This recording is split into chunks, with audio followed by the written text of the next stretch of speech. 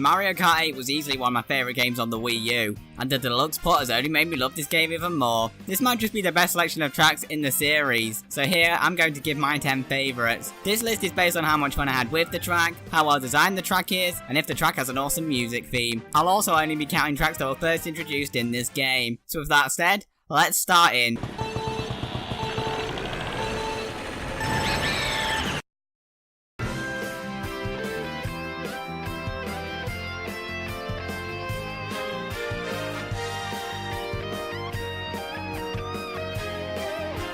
Let's start off this list with this beautiful track. Though to be honest, every single track in this game is beautiful. You start off this track doing tricks with the dolphins that don't seem to be bothered with the vehicle's exhaust, but anyway. Then you go into the caves and you can take up to 5 paths. I really like this section in particular as each of the routes is fun to drive on and it gives this track some good replay value. And if you can get on the eel's back, you can perform tricks like there's no tomorrow.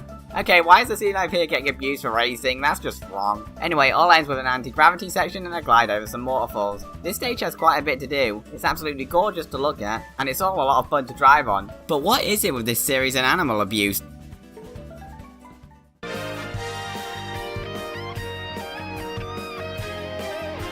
Hey, is life getting you down? Is your employer being a bitch?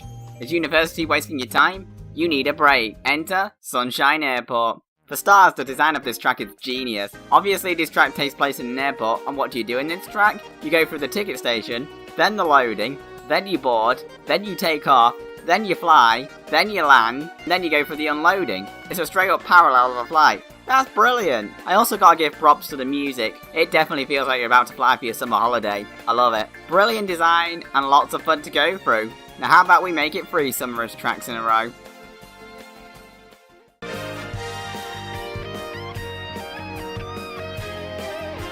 And here we have the only Flower Cup representative on here. For stars, I love the amount of alternate routes there are on this stage. You can travel through or above the market, and right after that, there's a shortcut that will likely send you up or down a place depending if you make it successfully or not. These alternate routes really do make this course stand out. Eventually you'll end up racing with the trams and having the choice of tricking off ramps or boosting. Though something about this reminds me of a blue hedgehog for some reason. It's the alternate routes that make this track for me, and it's one I can come back to and enjoy easily because of it.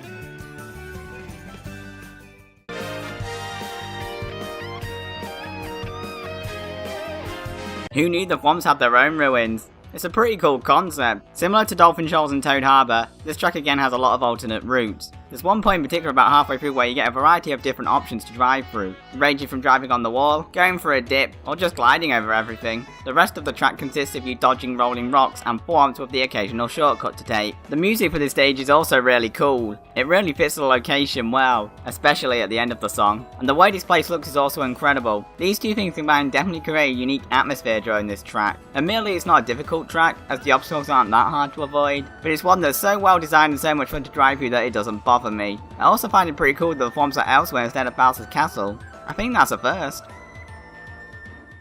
Speaking of Bowser's Castle, by the way.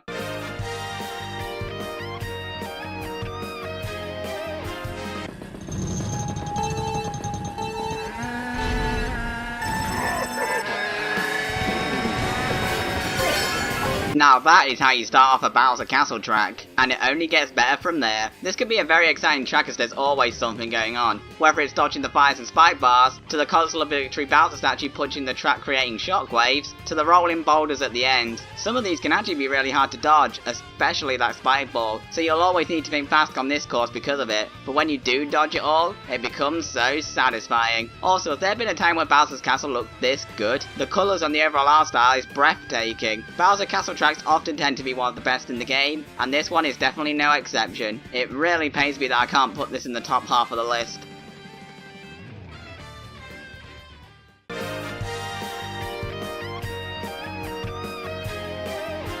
So this is what Wario's been using his money for from the micro games. In some respects, this track is more like an adventure as instead of 3 laps, it's point A to point B, which is done in 3 sections, with each one having a completely different design and setting. You start off the track jumping out of a plane and going on top of a mountain, drifting around turns with ice physics that aren't actually too bad, to going inside the mountain and through a dam and then a forest, with plenty of gliding and boosting opportunities, to finally the Winter Olympics, only a whole new level of craziness. You got the Alpine, the Murgles, and the ski jump, which is fun to try and get all of the boosts on.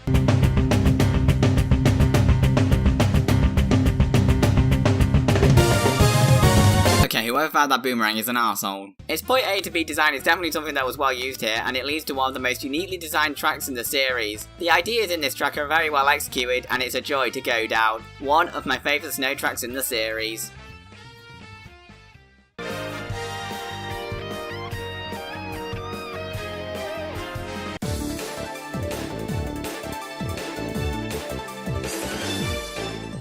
Now we're really getting into the good ones. A lot of people don't seem to like this one, but I can't help but love it. This Rainbow Road is built around a space station, which is actually really cool. Hell, at one point you go onto a space station, go through the best part of the track, before being launched off to 2 split paths. This split path section is also awesome because you can literally cut corners by jumping off each of the 2 tracks, or if you wish, drift around the fun curves and hitting the spin gates. The amount of options here is incredible. Going back to the curves, some of those early ones can actually be really tricky to go around due to how sharp they are and the lack of guardrails, so it has a challenge you'd expect from a Rainbow Road. The visuals in this track are also stunning though. What else would you expect from a Rainbow Road? And I think this is the best Rainbow Road theme to date. Overall, beautiful visuals, amazing music, and a ton of fun to go through. It may not be my favourite Rainbow Road ever, that would be 7, but it's one I always have a blast going through.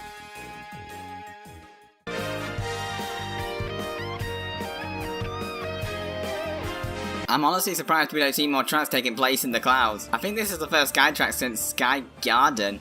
The track starts out simple enough with some fun turns and a couple of trick opportunities, all of it looking stunning by the way, before you board Bowser's airship, which has a cannon that sends you straight into a thundercloud, where here you'll try to get as many boost pads as possible. However, lightning will strike some of the boost pads, so you'll need to be careful. It's like a fun mini challenge this section, and it's always the part I look forward to the most when I replay this stage. This section even changes the music to a rock song of all things as well. Speaking of the music, it's probably my favourite track theme in the game just because of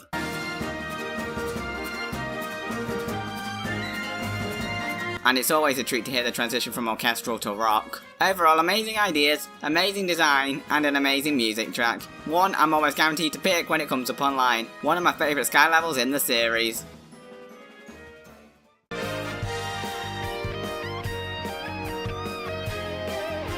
There's been no DLC tracks on here yet. I think it's about time I fixed that.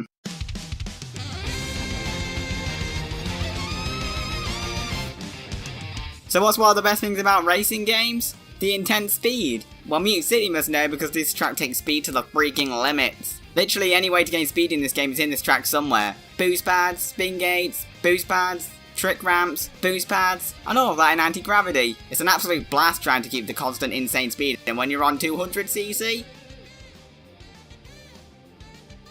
doesn't hurt either that there's an amazing remix of Mute City going on whilst you're going through at breakneck speeds. Overall, this stage is an absolute blast. The speeds you can get here are insane. The music is incredible, and one I always look forward to when it comes up. But before I reveal my favourite, here are some honourable mentions. Twisted Mansion, Super Bell Subway, Dragon Driftway, Ice Ice Outpost, and Wild Woods.